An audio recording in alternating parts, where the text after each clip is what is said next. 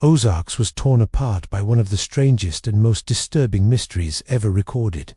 Their eldest son vanished without a trace. Their mother descended into something that neighbors could no longer recognize as human, and their cabin became a place of whispered rituals, symbols, and blood. What followed drew in sheriffs, preachers, and even federal investigators, and yet, to this day, the truth remains hidden beneath the mountains of Black Hollow. Before we begin unraveling this haunting tale, let us know in the comments where you're watching from, and don't forget to subscribe if you love exploring dark mysteries that history tried to bury.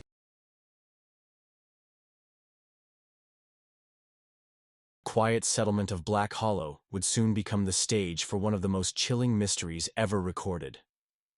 Hidden away in the rugged wilderness of Taney County, this small community of fewer than 40 people lived as if time itself had slowed after the Civil War.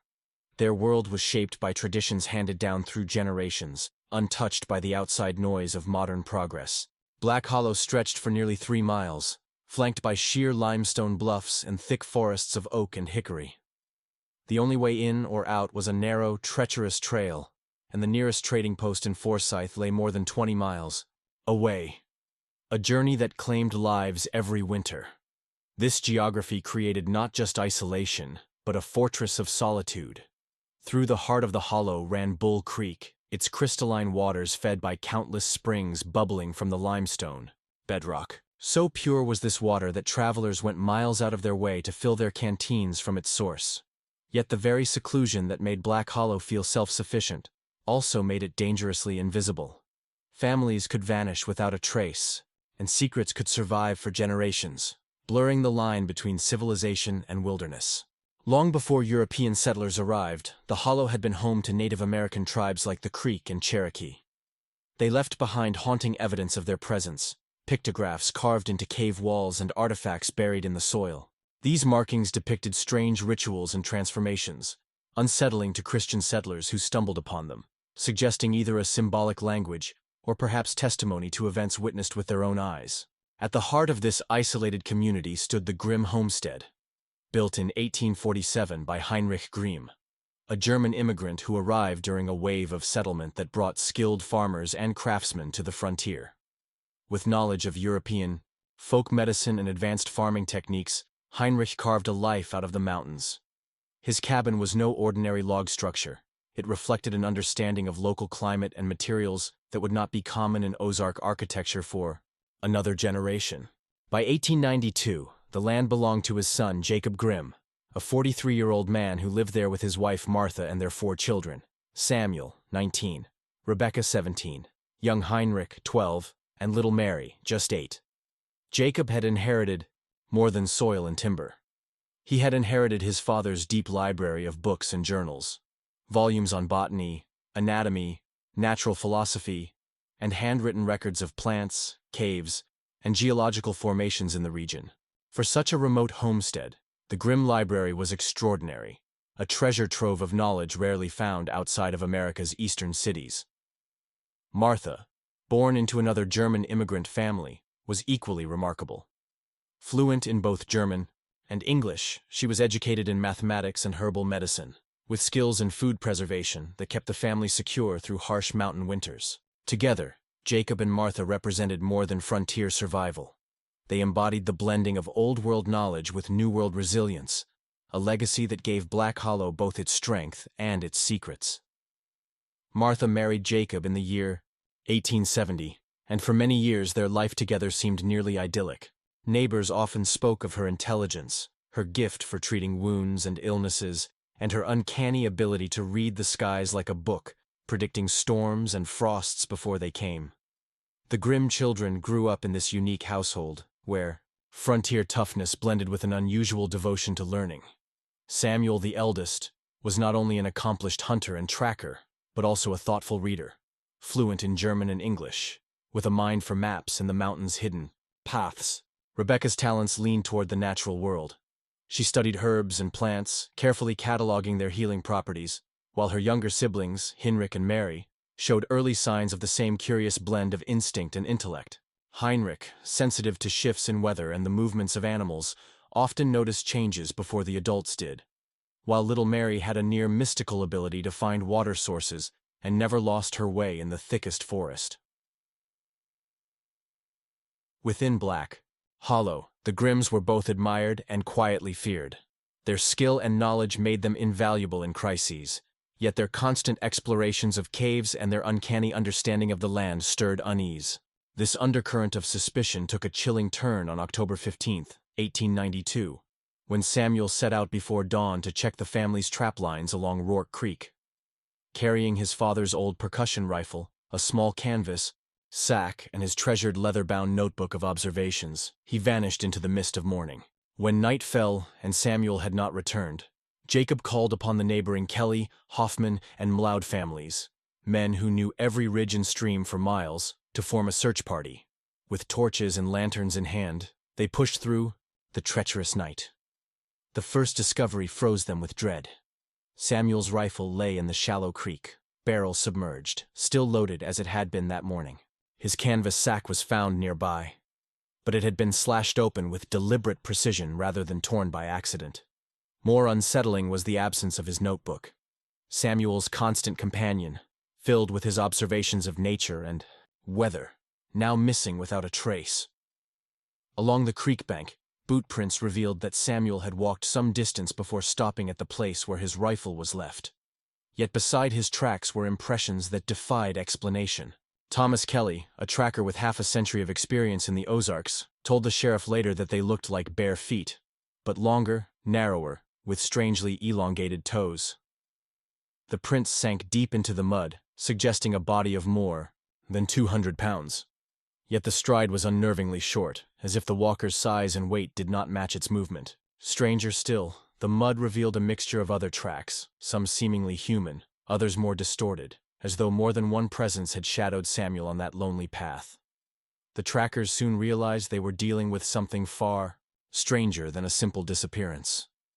Some of the prints along the creek bank could not be identified at all, their shapes defying any known animal or human classification.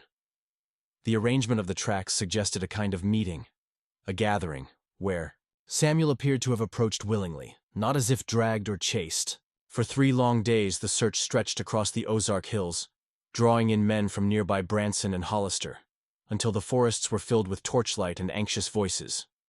Scraps of Samuel's clothing began to appear nearly 2 miles from the creek, snagged on thorny underbrush. Oddly, the tears showed no sign of struggle, but instead suggested hurried movement, as though Samuel had run through dense woods where careful steps were normally required. The trail of fabric scraps led deeper into the most treacherous terrain of the region. Jagged cliffs, unstable rock ledges, and cavern systems where even seasoned hunters dared not tread. The last piece of cloth was discovered at the base of a sheer rock wall rising nearly 100 feet above Rourke Creek, in a place so remote it seemed impossible to reach without climbing gear. During this frantic search, the Grimm family's behavior began to draw as much attention as the vanishing trail. Most families in such moments broke down with grief or clung desperately to hope. But Martha Grimm remained unsettlingly calm. She moved through her daily routines with mechanical precision, cooking for the searchers, caring for her other children, and tending her home as if Samuel were merely late returning from a task. When neighbors pressed her with questions, she insisted her son would come back, not because she hoped, but because she believed she already knew where he was. Martha spoke openly of dreams and visions, claiming Samuel had visited her during sleep, assuring her that he was safe and occupied with important work that kept him from returning. At first, searchers dismissed these words as the delusions of a grieving mother. Yet when her descriptions of landscapes and details about Samuel's path later proved correct, unease spread quickly through the volunteers.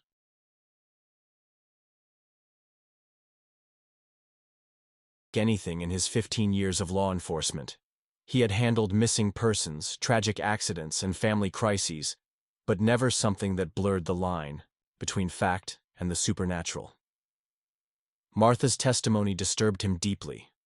Her answers were calm, consistent, and strangely detailed, but they painted a reality disconnected from that of her neighbors. She claimed Samuel had been preparing for this departure for weeks, gathering supplies for a journey of discovery. According to her, he had not been taken.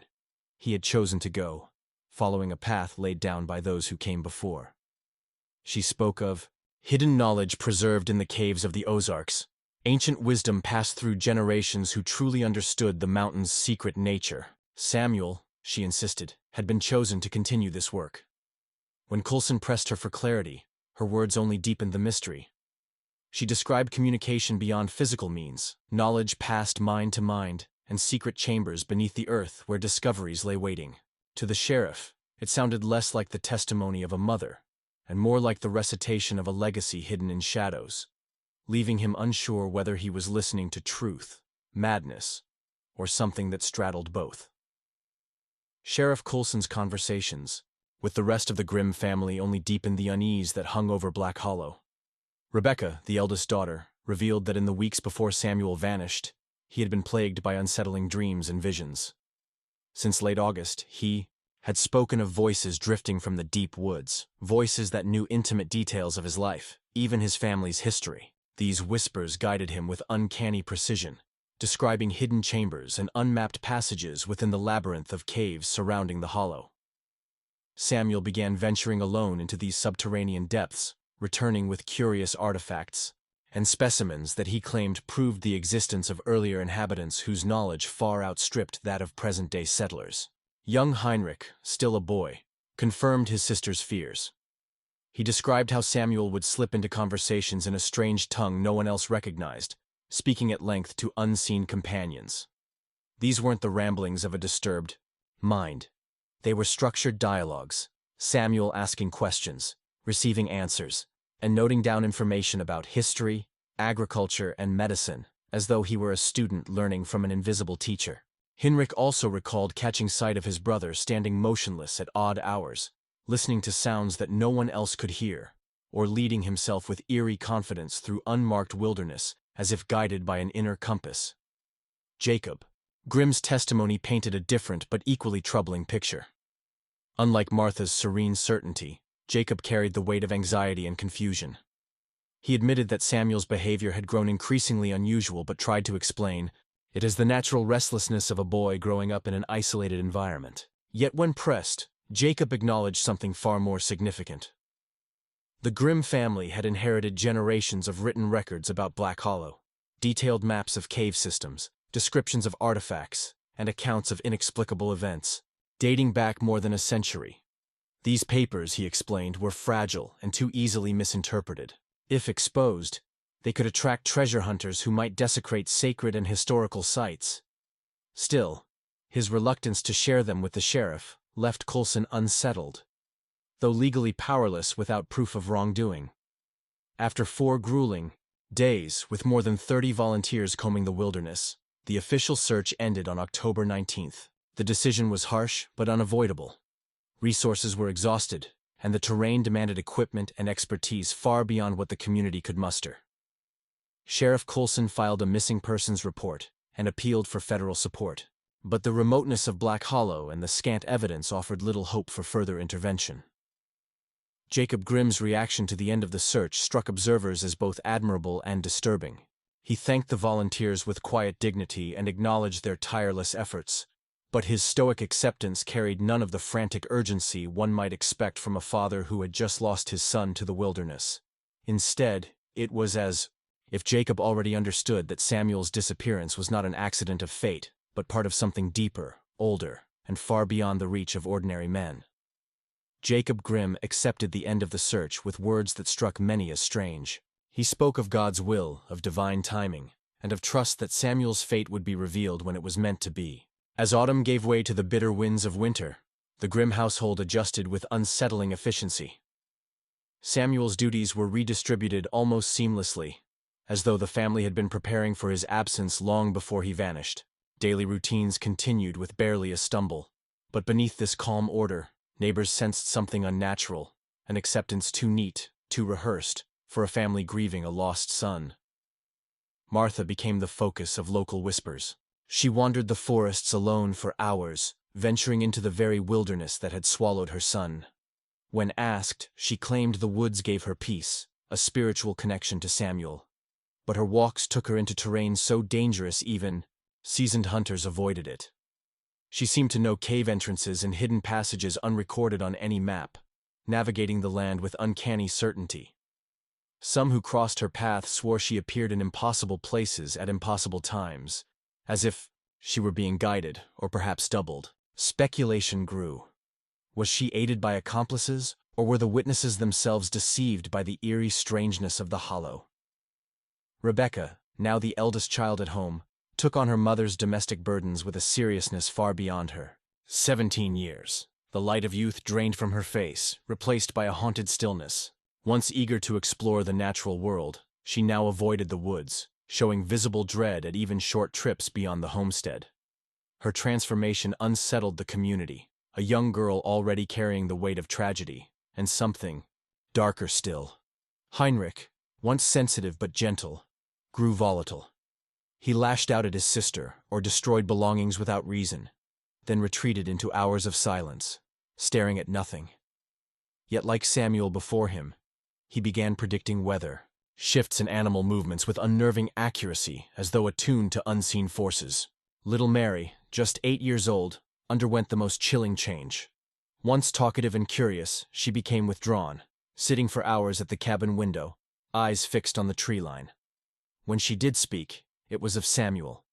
Conversations she insisted they shared, describing in detail his words, his reassurances, his guidance from beyond the hollow. The winter of 1892 into 93 was merciless. Snow blanketed the Ozarks from late November through March, sealing off the mountains entirely. Black Hollow, already isolated, became a world unto itself. Families survived on what they had preserved, on what little game could be hunted through the bitter cold. It was in this suffocating solitude that the grim household began to unravel. The first sign came in late December, just before Christmas, when young Heinrich staggered into the cabin of their nearest neighbors, the Kellys, in a state of wild hysteria, his cries breaking the silent winter night and heralding the beginning of something far more disturbing than Samuel's disappearance. Heinrich stumbled into the Kellys' cabin half naked, his feet torn and bleeding from sprinting barefoot across snow more than a foot deep. His words came in fragments, tangled by fear.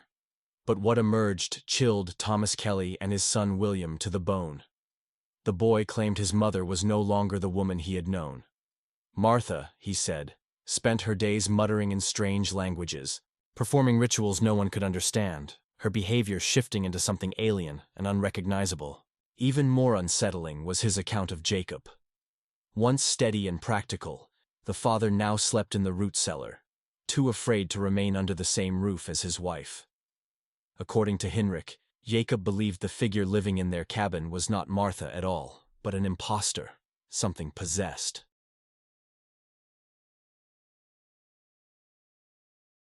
Followed Heinrich back through the wilderness, the snow dragging at their legs, the cold gnawing at their skin. It took over an hour to reach the grim homestead, and when they arrived, the cabin looked deceptively ordinary. Smoke curled from the chimney, and the windows glowed with firelight, a picture of frontier normalcy. But when they stepped inside, they realized they had entered a different world. The main room was unrecognizable, furniture pushed into bizarre arrangements, belongings scattered into patterns that suggested a strange, deliberate order beyond comprehension. Every surface was cluttered with glass jars filled with roots, herbs, and unidentifiable liquids, each marked with symbols that bore no resemblance to English, German, or any known script. From the rafters hung bundles of dried plants, their pungent scents thickening the air until it was almost suffocating. By the fire sat Martha. At first, the Kellys did not recognize her. She had withered dramatically, her frame shrunken, her once well-kept brown hair now wild, streaked heavily with gray. Her clothes hung loose on her body, as if she had aged decades in mere months. But it was her eyes that broke the illusion of familiarity. Sharp, penetrating, almost predatory, with an intensity that made it painful to hold her gaze. Her features seemed altered too. Cheekbones sharper, expression tighter, as if her very bones had shifted beneath her skin. When she finally greeted Thomas and William, her voice was strangely altered, as though she were speaking English as a second language. She called them by name, but her tone carried the cold precision of someone recalling facts, not memories. And when they pressed her about Samuel's disappearance and Heinrich's frantic state, She gave answers that were factually correct, yet her tone was so detached, so devoid of motherly fear or grief, that both men left with the haunting impression that they were speaking not to Martha Grimm, but to something wearing her face. Inside the flickering firelight of the cabin, Martha's words chilled Thomas and William Kelly more than the bitter wind outside. She spoke of Samuel not as a memory, but as if he still lived there, describing fresh conversations, daily routines, and shared activities as though his disappearance had never occurred. When the Kellys gently reminded her that her son had been missing for more than 2 months, Martha dismissed their concern with an unnerving certainty, claiming their understanding of life and consciousness was incomplete, that they lacked the knowledge to perceive the truth. When asked where Jacob was, she only gestured downward. Beneath the cabin, in the root cellar among sacks of vegetables and jars of preserved food, they found him.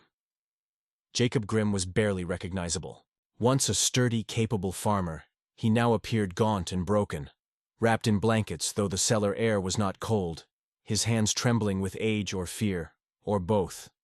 His hair had turned completely white, his face carved with deep lines that had not been there only months before. It was as though the man had aged a decade in the span of a season.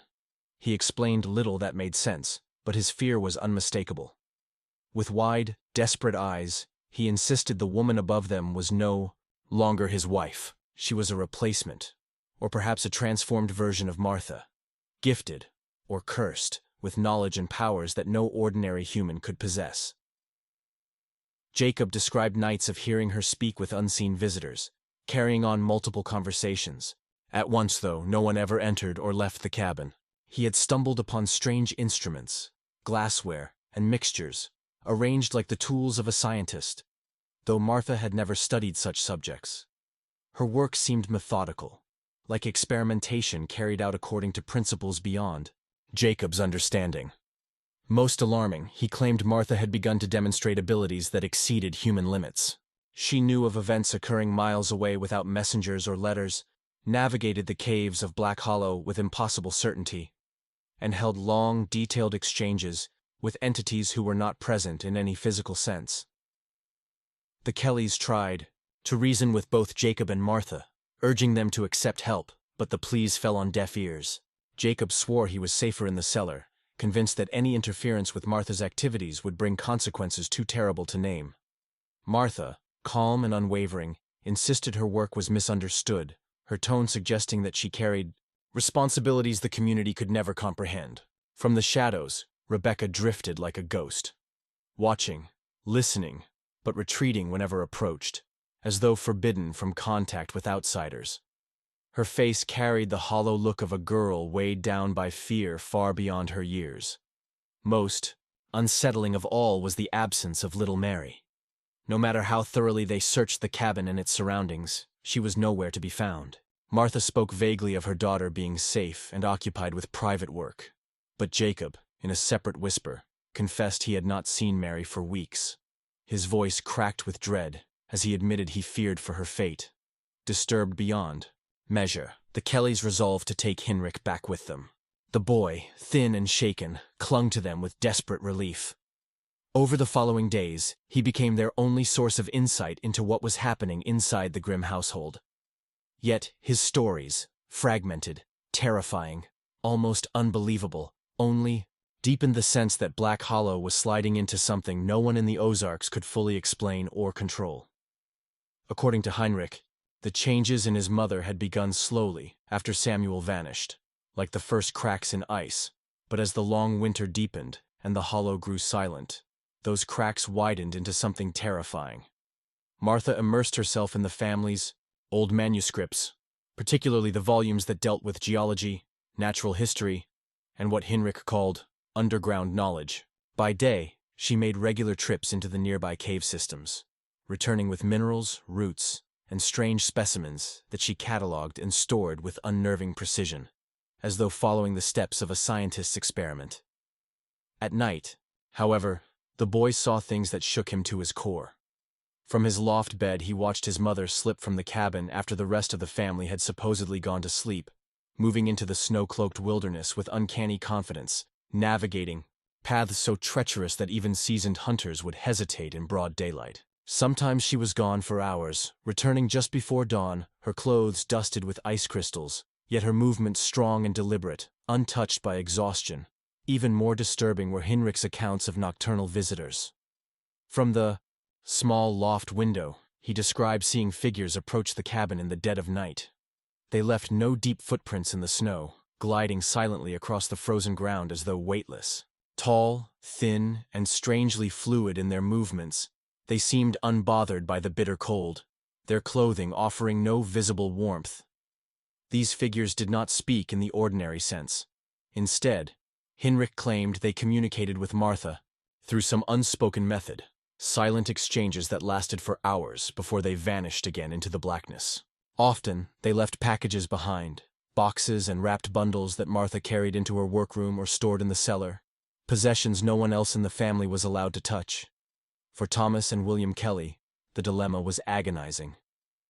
What they had seen and what Hinrich described was deeply troubling, but not easily defined as a crime. The sheriff was more than 20 miles away in Forsyth, and with the mountain passes buried in snow, reaching him was nearly impossible. What law was being broken, after all? A grieving mother burying herself in experiments? A husband cowering in his cellar? Visitors arriving at night could, in theory, be neighbors bartering supplies in secret. Even Martha's changed appearance could be explained away by grief and hardship. Yet the unease gnawed at them, whispering that something darker was unfolding in Black Hollow.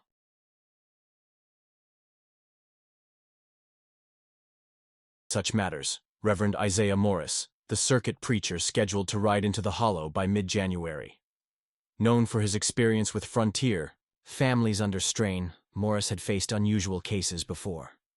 Until then, the Kellys resolved to shelter Heinrich and watch the grim household from a distance, though winter's grip made even vigilance a challenge. For now, Black Hollow remained shrouded in secrecy, the grim cabin a place of whispers and shadows, waiting for the preacher's arrival to decide whether what they faced was sorrow, madness, or something far beyond human reckoning. Through January, the Hollow seemed to slip deeper into unease. The Kellys warned their neighbors to stay alert, ready to respond if the grim household descended further into crisis. But soon, families throughout Black Hollow began witnessing unsettling phenomena. Lights moved through the forests at night, too bright, too steady to be lanterns. They glided in patterns, tracing routes that connected cave mouths and ridges, as if following a hidden map beneath the earth. On more than one occasion, multiple families observed the lights on the same night, too consistent to dismiss as chance. Then came the voices, strange, echoing across the valley in the cold hours before dawn. They sounded human, yet spoke in no known tongue, carrying with unnatural clarity over distances that should have swallowed sound in the winter air. The murmurs sometimes lasted for hours, unsettling even the most practical of residents. Thomas Kelly, seasoned in both hunting and mountain lore, set out to investigate when weather allowed. What he found was worse than silence. Tracks threaded the snow, evidence of repeated travel by multiple individuals. Yet the routes connected locations separated by cliffs and gorges impassable in winter. Stranger still, the footprints were wrong. Some looked barefoot, etched deep in the powder despite the brutal cold. Others were far too large, oddly shaped, unlike any boots known in the region. Most confounding of all were the prints that seemed to skim across the snow's surface, leaving only the faintest impressions, as though the walkers were weightless. By the time Reverend Isaiah Morris rode into Black Hollow on January 18, 1893, the community was fraying beneath the weight of its fears. A seasoned circuit preacher, Morris had spent 15 years tending to remote towns across Missouri and Arkansas, facing everything from violence to zealotry. Few things startled him. But here, the testimonies unsettled even his steady nature. After hearing the Kellys and other leaders, he resolved not to rely on their accounts alone. He would see for himself. His first act was to sit with young Heinrich, the boy who had lived through the strange unraveling of his family. To Morris's surprise, Heinrich spoke with clarity and consistency. His words did not wander like those of a frightened child. Instead, he delivered a careful recounting of events, how Samuel's disappearance had marked the beginning of a slow but relentless transformation of his family, a transformation that grew darker and more complete as winter pressed down upon the hollow. Hinrich's testimony left Reverend Morris unsettled in ways few encounters ever had. The boy spoke not only of his mother's changed behavior and appearance, but of powers that stretched far beyond human limits. He described Martha poring over ancient records, maps and manuscripts that charted caves deeper than anyone in the hollow had dared to explore. Documents filled with markings and instructions left by long-forgotten inhabitants whose very identities were a mystery. According to Heinrich, these texts guided Martha in experiments with local plants and minerals, precise in their methods, systematic in their results, as if she were following lessons written centuries before. More chilling still, he claimed she spoke with people who were not there, extended conversations about medicine, chemistry, and history, her words carrying the rhythm of true dialogue rather than delusion. These exchanges occurred during her daylight expeditions into the caves, and again during those silent nighttime meetings with the tall, gliding figures who came to the cabin without leaving tracks. When Morris confronted Martha himself, he quickly realized ordinary counsel would not suffice. She greeted him politely, even acknowledging his role as a man of God, but her answers revealed a mind operating on a plane apart from ordinary human concern. What troubled him most was her knowledge, intimate, specific knowledge of births, deaths, and marriages in communities she had never visited, events she had no possible way of learning through normal channels. She spoke of centuries-old native traditions, describing rituals and fates of tribes long gone with the clarity of someone recounting first-hand memories. She charted underground chambers and stone-carved passages unseen on any existing map, giving precise directions as if she had walked them 100 times. When Morris pressed her, she spoke of sources of knowledge beyond human communication, of truths that did not travel by voice or page, but by means unbound by time or distance. Jacob Grimm's interview was no less disturbing, though in a different way. Once respected as a strong farmer, he was now a man consumed by terror, hollow-eyed and trembling. He told Morris plainly that the woman upstairs was no longer his wife. Her knowledge of chemistry, medicine, and botany surpassed anything she had ever studied, rivaling the understanding of learned scholars. He had watched her conduct experiments with skill and confidence, experiments requiring years of training, yet she had gained such mastery in a matter of weeks. More haunting still, Jacob swore she carried on complex conversations with invisible partners, exchanging technical details far beyond his comprehension. To him, the conclusion was inescapable. Martha Grimm was no longer bound by the natural limits of human life, and whatever had replaced her was something the community could neither fully recognize nor control. Jacob's final accounts revealed something even more unsettling than whispers in the night. He claimed the very land around their homestead was changing. Cave mouths and passages bore signs of fresh modifications, reshaped with techniques beyond the tools or skill of local farmers. Entrances widened, tunnels carved to link chambers together, as if someone, or something, was methodically expanding the underground network beneath Black Hollow. For Reverend Morris, these claims were difficult to dismiss, yet impossible to confirm in the crushing snows of January. Still, he persisted, meeting with leaders and gathering testimony, though each day the storm-bound wilderness pressed harder against him. On January 25th, accompanied by Thomas Kelly and 2 other respected men, he forced his way back to the Grimm homestead. What they found would burn itself into the valley's memory for generations. The cabin's exterior bore strange signs of life. Fresh paths cut deep into the snow, leading not only to barns and sheds but to cave mouths on the nearby ridges. Tracks, too many for a single family, trailed in and out, suggesting visitors who did not belong to any household in the hollow. Inside, the transformation was even starker. The once simple home now resembled a workshop fused with a laboratory. Jars of preserved specimens lined shelves, instruments lay across tables, and dried herbs hung overhead like a woven canopy of rituals. Each object seemed ordered by a logic no one could decipher, a system both purposeful and alien. Martha greeted them with courtesy, but her words carried distance, her gaze unreadable. She looked gaunt, worn down to skin and bone despite the abundance of food stored within. She spoke not of family, but of responsibilities, of work that she claimed was vital not just for their survival, but for the entire region, even for future generations. When they asked about Jacob, She gave only vague assurances that he was engaged in important work requiring solitude.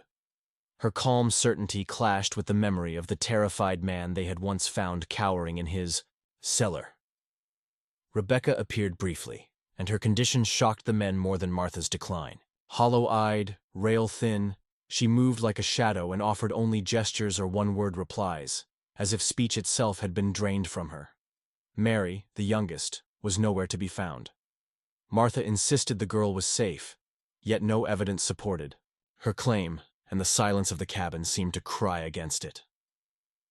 On January 27th, Reverend Morris left Black Hollow with his faith tested in ways he had never known. He carried with him a gnawing certainty that something within the grim household had slipped beyond the bounds of grief, hardship, or even madness. It was something deeper, older, and perhaps more dangerous than the community could comprehend. And though he rode away, the questions he left behind would echo through the Ozarks for generations to come.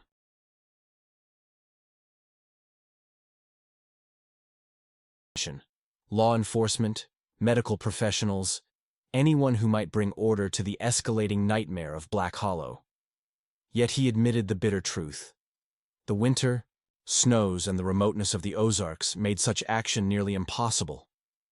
In his private journals, discovered only after his death years later, Morris was even more candid. He confessed to wrestling with forces beyond his comprehension, hinting that the crisis unfolding at the grim homestead could not be contained by scripture, law, or reason alone. Something older, deeper, perhaps inhuman, was at work beneath the valley. As February crept forward, the winter began to loosen its grip. For the first time in months, thawing winds opened narrow paths between homesteads, though the relief they brought was short-lived. On the morning of February 22nd, the Kellys were jolted awake by frantic pounding at their door. Standing in the frozen dawn was 17-year-old Rebecca Grimm. Barefoot, her nightgown torn and soaked in blood, she was half-frozen and hysterical, gasping out fragments of a story too terrible to ignore. Through sobs and broken words, Rebecca described waking to chaos in her family's cabin. The air shook with shouts and the sounds of struggle.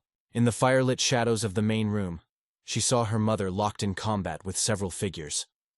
They were not neighbors, not anyone from the community, but the same spectral visitors who had haunted the household all winter.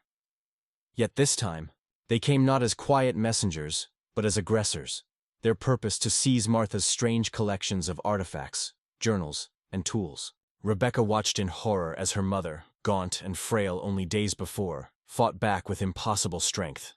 Martha moved with precision and force beyond human measure, wielding weapons and techniques no frontier woman could ever have learned. She drove the intruders back, yet not before they tore away much of her work and materials. But the greater horror came after. Something in Martha snapped. Wild-eyed and disoriented, she turned on her daughter, mistaking Rebecca for one of the intruders. With the same ferocity she had unleashed against the visitors, she lunged at the girl. Rebecca fled through the snow, her bare feet cut and frozen, stumbling blindly through the woods until at last she reached the Kelly homestead. William Kelly wasted no time. Rallying his father Thomas, Reverend Morris, and 3 other men seasoned in crisis, he formed a rescue party. At dawn, they set out across the white wilderness toward the grim homestead. What they would find there, as the sun climbed pale over the frozen ridges, would etch itself into legend. A scene so disturbing it would echo through the Missouri Ozarks, for generations, whispered of as one of the darkest mysteries ever to haunt those mountains. The rescue party reached the grim homestead at dawn, and the sight before them silenced even the most hardened men. The snow around the cabin was churned into chaos, trampled flat with streaks of blood frozen into its surface. Strange tracks radiated outward. Many sets, none belonging to anyone known in Black Hollow. They seemed human at first glance, yet their shapes were wrong, elongated or unnaturally narrow, as if belonging to feet not meant for this earth. Inside, the destruction was staggering. The home had been torn apart in equal parts frenzy and precision. Furniture splintered, dishes shattered, belongings strewn across the floor like offerings to violence. The organized collections that had once filled Martha's strange workshop had been smashed or stripped away. But the most chilling discovery were the symbols, carved deep into the wood of the walls, markings identical to those found in the caves, now scrawled across the heart of the family's home as if the hollow itself had come inside. In the cellar lay Jacob Grimm, lifeless, his body so battered that the examining physician refused to record details in his official report. He would note only that Jacob's end was violent, and no accident of man or beast could explain the savagery. Of Martha and little Mary, there was no sign. Searchers followed the fresh tracks until they vanished at the same rocky outcropping where Samuel's trail had ended months earlier. Once again, the path closed where the mystery had begun, as though the mountain had swallowed its own secrets. The official investigation brought Sheriff Coulson, deputies from Jefferson City, and specialists in violent crimes. Yet the remoteness of Black Hollow, the winter storms, and the bizarre nature of the evidence left them grasping for answers. They confirmed only that Jacob had been murdered, and that Martha and Mary were gone. Whether abducted, fled, or claimed by something far stranger, no one could say. The materials recovered hinted at systematic research beyond anything imaginable for a frontier family.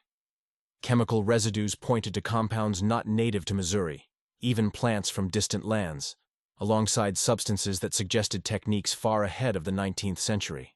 Among the shattered remains of Martha's work were things far more unsettling.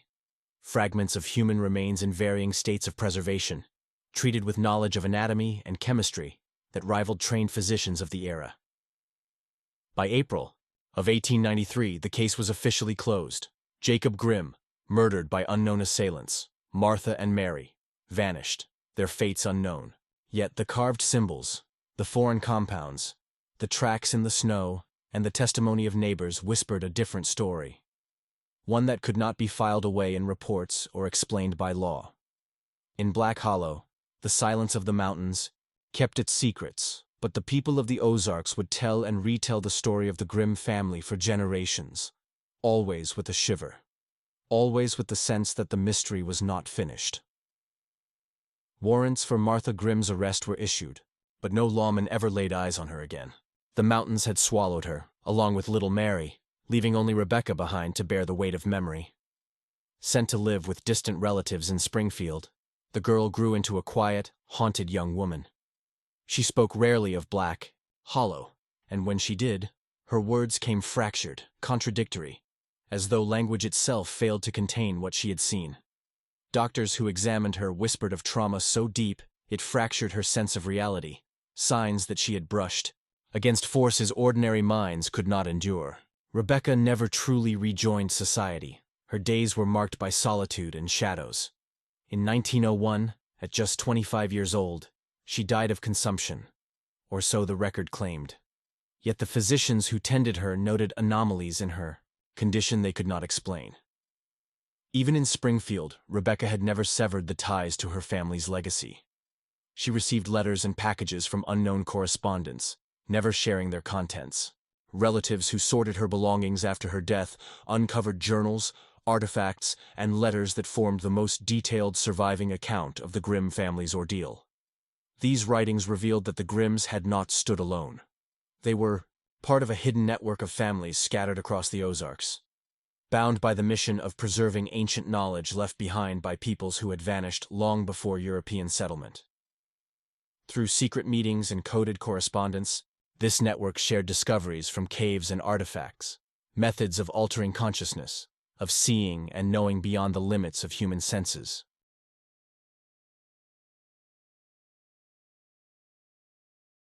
Chosen for his unusual sensitivity, he had crossed into the network's inner circle, leaving ordinary life behind. Martha's transformation during the brutal winter of 1892 and 1893 had been her attempt to follow, to seize the same forbidden wisdom, but she had moved too quickly, drawing opposition from other factions who feared her ambition.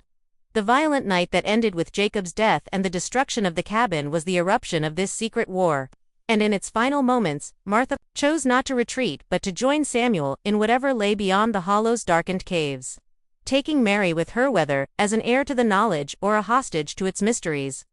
No one could say. What remained was silence, unanswered questions, and a tale that settled into the bones of the Ozarks. Some called it madness, others heresy. But those who lived through it swore the Grimms had touched something older than the hills themselves. A legacy of knowledge and danger, preserved in whispers, that still lingers in the cold winds over Black Hollow. Rebecca's journals did more than preserve the memory of her family's tragedy. They opened a doorway into an even deeper mystery. Hidden among her belongings was a map of knowledge, cave locations, coded symbols, and detailed accounts of underground chambers painstakingly charted over generations. Within these caverns, explorers found artifacts, preserved specimens, and writings that hinted at a civilization whose understanding of science and consciousness rivaled, and in some cases exceeded, the best achievements of 19th-century America. Her notes revealed that the network her family had served was still alive, its members scattered across the Ozarks and beyond, quietly continuing their work in secrecy. The revelations caught the attention of Dr. Edmund Hartwell, a professor of anthropology at Washington University. Between 1901 and 1905, he led expeditions into the caves named in Rebecca's journals, risking both treacherous terrain and the hostility of those who did not welcome outsiders. What Hartwell uncovered challenged everything scholars believed about the region. Caves once dismissed as wilderness shelters contained carefully modified chambers, evidence of engineering far beyond what frontier settlers could accomplish. Preserved within were instruments, manuscripts, and specimens that rivaled the research collections of great universities. Chemical analysis showed compounds not native to North America, some appearing synthesized through methods far more advanced than the era's technology should have allowed. Even more astonishing were the written records accounts of systematic studies in geology, medicine, chemistry, and techniques for expanding human perception.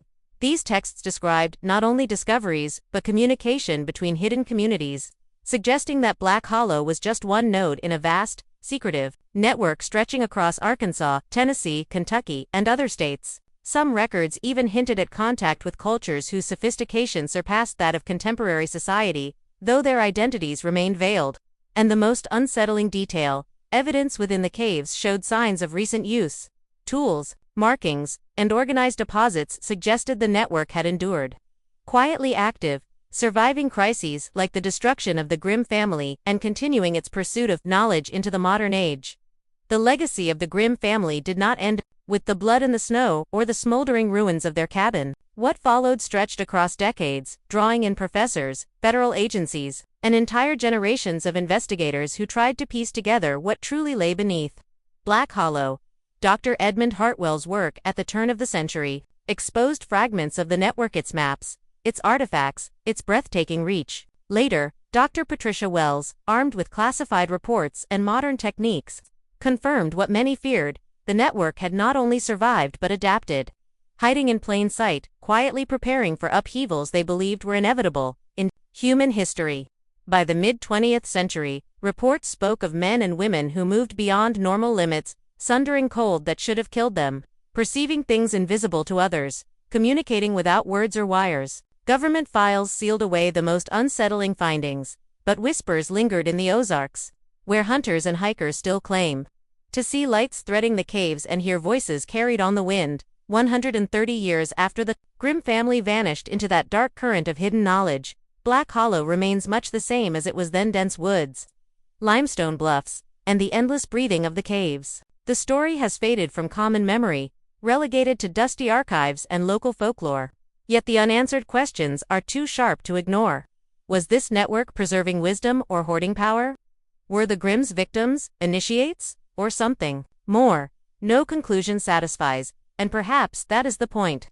The Ozarks keep their secrets, guarded by stone and silence, until the world is ready to face them, and so the wind still moves through the trees above Black Hollow, carrying echoes of a family lost, a community shaken, and a knowledge too vast for its time.